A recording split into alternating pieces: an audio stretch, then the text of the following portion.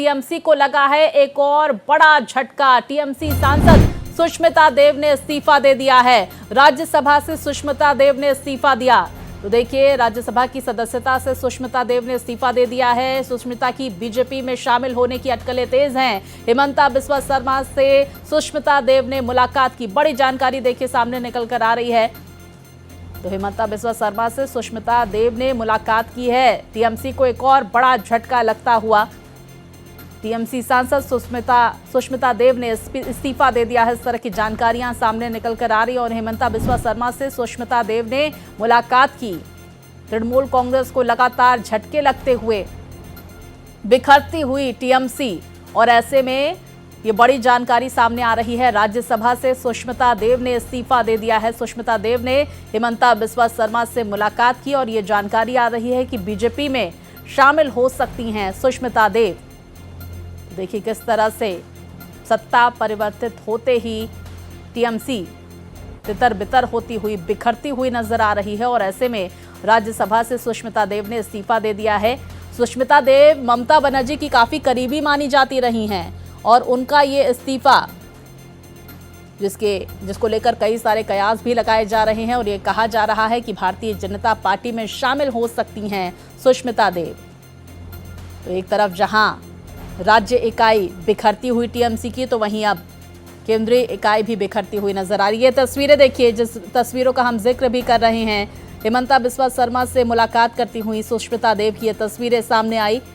BJP में जा सकती हैं सुष्मिता देव, उन्होंने राज्यसभा से इस्तीफा दे दिया है। इस तरह की जानकारियां सामने निकल कर आ रही हैं। जिस बात का हम लगातार जिक्र भी कर रहे हैं, ममता बनर्जी की बेहद करीबी रही हैं सुष्मिता देव, और जब ममता के हाथ से कुर्सी छिन गई तो सुष्मिता देव ने भी अलग राह चुन ली है।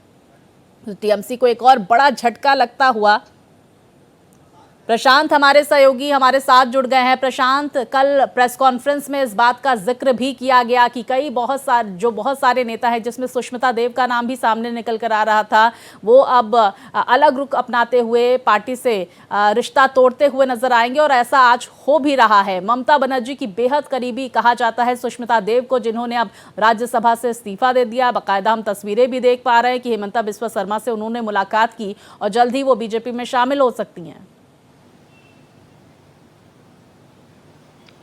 जी बिल्कुल, देखिए बिल्कुल साफ तौर पर स्वाति, सुष्मिता देव ने भी अब इस्तीफा दे दिया है और राज्यसभा की वो सांसद थी। और आपको ध्यान होगा कि 2021 में जब वो टीएमसी में शामिल हुई थी तो उसके बाद उनको राज्यसभा का उम्मीदवार टीएमसी की तरफ से बनाया गया था। लेकिन पूर्व में भी 2014 से लेकर 2019 तक कांग्रेस की लोकसभा सांसद सुष्मिता देव रह चुकी है और संगठन में भी एक बड़ा पद था उनके पास। महिला कांग्रेस की राष्ट्रीय अध्यक्ष थी सुष्मिता देव। उसके बाद फिर वो टीएमसी में 2021 में शामिल हुई। 2019 का लोकसभा चुनाव हारने के बाद और टीएमसी का दामन थामने के बाद उनको राज्यसभा में नॉमिनेट किया गया पार्टी के द्वारा। राष्ट्रीय प्रवक्ता, मुख्य चेहरा जो है टीएमसी का बनाया गया। उन्हीं सभी पदों से अब सुष्मिता देव ने भी इस्तीफा दे दिया है।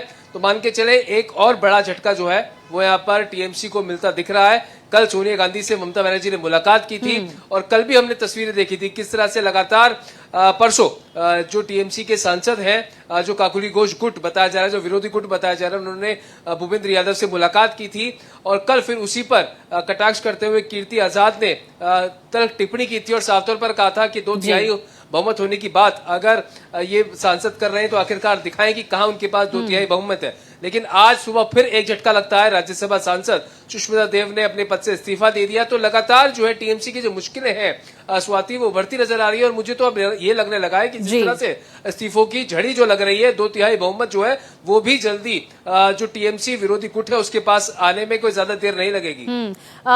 प्रशांत, क्या समझ आ रहा है आखिर क्यों टीएमसी से दूर हुई सुष्मिता देव? क्योंकि सत्ता तो चली उनके हाथ से चली गई है, लेकिन ममता के तो करीबी थी।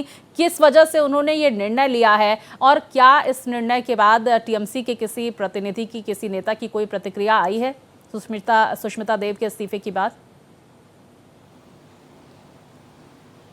जी अभी कोई टिप्पणी जो है वो टीएमसी के पार्टी की तरफ से इस इस्तीफे को लेकर नहीं आई है। लेकिन जिस तरह से लगातार जो विरोधी गुट है वो इसी तरह का आरोप लगा रहा है कि एक तानाशाह की तरह ममता बनर्जी काम करती थी और किसी की कोई सुनवाई नहीं होती थी, किसी को समझा नहीं जाता था।